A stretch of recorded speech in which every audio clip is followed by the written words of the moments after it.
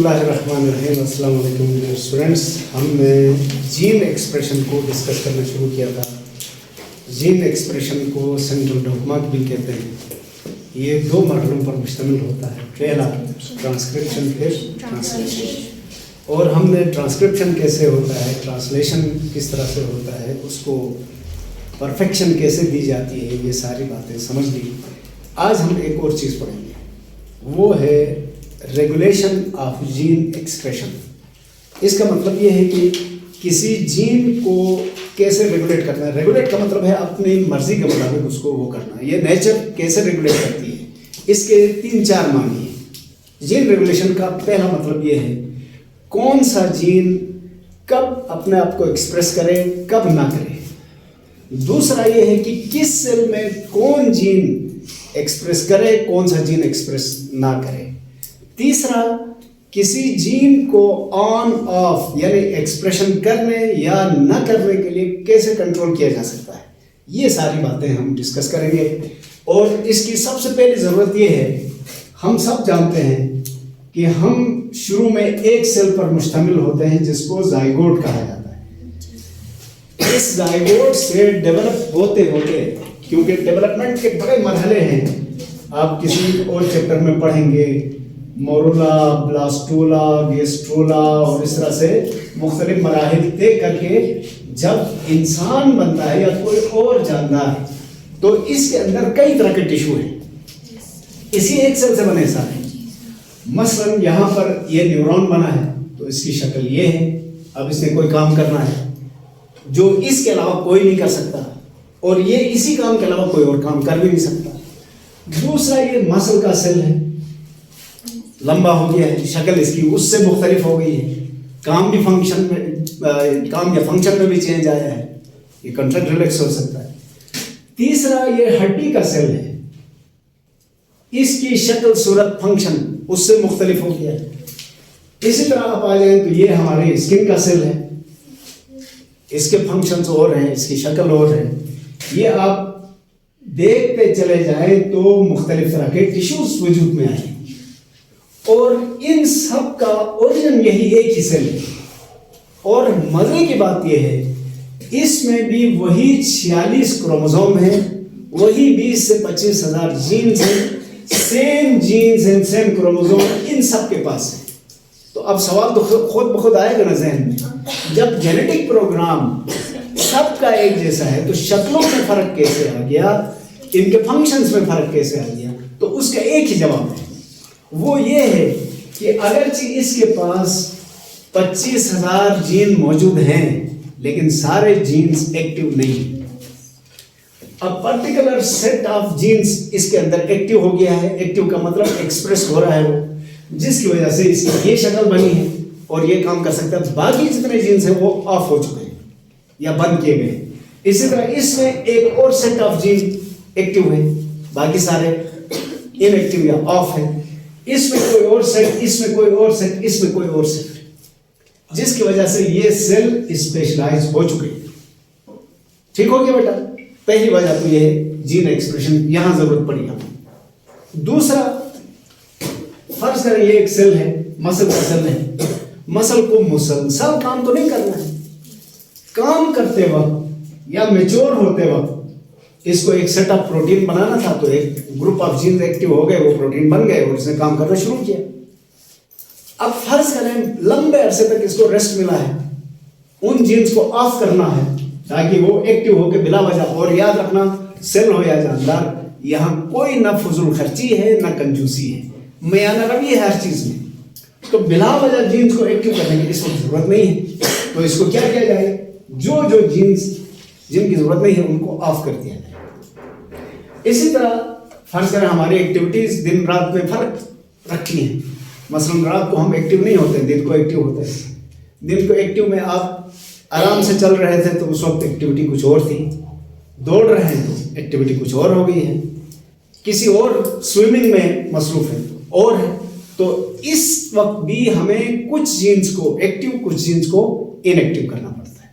अब ये कैसे किया जाए ये सारा, यानी मैंने आपको बता दिया कि सारे जीन्स को सारे सेल्स में बैक वक्त एक्टिव नहीं रखा जा सकता। कई वजूहात मैंने बता दिया आपको। तो कौन सा जीन कब एक्टिव रहे, कब इनएक्टिव रहे, इसका फैसला कैसे होगा? इसके लिए 2-3 ऑप्शन है हमारे पास। सबसे पहला ऑप्शन ये है कि एक जीन फर्ज करें इस वक्त हमें उसको एक्टिव रखने की जरूरत है, तो एक तरीका, पॉपुलर तरीका ये है, आपके इल्म में था कि डीएनए एक मुसलसल मॉलिक्यूल है, बहुत बड़ा, और उसके एक पोर्शन को हम जीन कहते हैं, जो किसी प्रोटीन को बनाने का जिम्मेदार है। इस जीन के शुरू में कुछ सीक्वेंसेस होते थे, इसको हम क्या कहते थे? ओरिजिन साइट, ओरिजिन साइट या ओरिजिन सीक्वेंस कहते थे। किसी कभी इनको हमने प्रोमोटर सीरीज कहा, कभी कुछ नाम दिया, या कभी हमने इनिशिएशन सीक्वेंस या इनिशिएशन पॉइंट कहा। यहां से इसको कंट्रोल किया जाएगा। 2 तरह के प्रोटीन्स होंगे। एक प्रोटीन को कहा जाता है एक्टिव या एक्टिवेटर प्रोटीन। जिस वक्त ये एक्टिवेटर प्रोटीन इस जगह पर जुड़ा हुआ होगा, तब आरएनए पॉलीमरेज आके इधर अटैच होगा, और जाहिर है उससे पहले और एंजाइम आएंगे ना, पहले गायरेज आके सीधा करेगा, फिर हेलिकेज खोलेगा, फिर आरएनए पॉलीमरेज अटैच होकर इससे एमआरएनए बनाएगा, तो ये एमआरएनए जाके प्रोटीन बनाएगा। तो हम कहेंगे इस वक्त ये जीन एक्टिव है, एक्सप्रेस हो रहा है। लेकिन जब इसकी जरूरत खत्म होगी, फर्ज करें जो प्रोटीन बनाना था, जब इस प्रोटीन की तादाद काफी हो जाती है उस सेल में, तो ये सप्रेसर के तौर पर काम करते हैं, जिसको नेगेटिव फीडबैक मैकेनिज्म आप कह सकते हैं। इन प्रोटीन की प्रोडक्शन के बाद एक और प्रोटीन एक्टिव हो जाएगा, जिसको सप्रेसर कहेंगे, सप्रेसर प्रोटीन। ये क्या करेगा? इस प्रोटीन को रिप्लेस करके वो आके अटैच हो जाएगा। जब ये अटैच होगा तो इधर कोई एंजाइम अपना काम नहीं कर सकता, ना गायरेज काम कर सकेगा, ना हेलिकेज काम कर सकेगा, ना आरएनए पॉलीमरेज अटैच होगा। जब ये अटैच नहीं होगा तो डीएनए जब तक खुलेगा नहीं, तो उससे आरएनए कैसे बनेंगे? लिहाजा ये जीन भी इस वक्त क्या होगा? ऑफ हो जाएगा या इनएक्टिव होगा, नो एक्सप्रेशन मूड में होगा। तो इसका मतलब सबसे आसान तरीका यह है कि हर जीन के शुरू में जो पॉइंट ऑफ ओरिजिन है, उधर 2 तरह के प्रोटीन अटैच होकर फैसला करेंगे। एक्टिवेटर प्रोटीन अटैच हुआ तो जीन एक्सप्रेस हो जाएगा, सप्रेसर प्रोटीन अटैच हुआ तो जीन एक्टिव नहीं होगा। ये नेगेटिव कंट्रोल या पॉजिटिव कंट्रोल इस हिसाब से नाम पड़ेगा। एक तरीका तो ये है। दूसरा तरीका ये है कि जब किसी डीएनए से आरएनए बन चुका, और ये हम इनडायरेक्टली भी डिस्कस कर चुके थे कि ये एमआरएनए, इसमें प्रोटीन में अमीनो एसिड की तादाद को तरतीब देना है। इस एमआरएनए में 3 कंडीशंस हैं। पहली कंडीशन में पूरा एमआरएनए एक्टिव हो गया, इसने एक प्रोटीन बना लिया, तो ये प्रोटीन एक मखसूस काम करने लग जाएगा।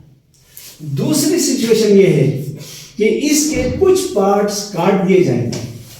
काट के फेंके जाने वाले उन पार्ट्स को हम क्या कहते थे? इंट्रॉन्स। ये न्यूक्लियस में हो रहा था ना, इंट्रॉन्स को काट के इसके बाकी टुकड़ों को जोड़ा तो एक नया एमआरएनए बन गया। अब ये नया एमआरएनए पुराने एमआरएनए से डिफरेंट है कि नहीं है? और इससे जो प्रोटीन बनेगा ये पहले वाले प्रोटीन से डिफरेंट होगा कि नहीं? तो काम कुछ और हो गया। और तीसरी सिचुएशन ये है कि एक खास सिचुएशन में जो हिस्सा इंट्रॉन था, किसी दूसरी सिचुएशन में वो एक्सॉन हो सकता है। जो इस सिचुएशन में एक्सॉन है वो किसी और सिचुएशन में इंट्रॉन हो सकता है। तो इसको भी मॉडिफाई करके जब एमआरएनए बनाया जाएगा तो ये एमआरएनए इन दोनों एमआरएनए से अलग होगा, और इससे जो प्रोटीन बनेगा वो कुछ और खुसूसियात का हामिल होगा, तो उसका फंक्शन चेंज होगा। तो जीन एक्सप्रेशन को रेगुलेट करने का एक तरीका ये भी है कि पहले आप उस जीन से पूरा एमआरएनए बनने दें, फिर उसके अंदर मॉडिफिकेशन करके प्रोटीन्स को मॉडिफाई करके अपने फंक्शन को मॉडिफाई कर सकते हैं। तो ये था जी।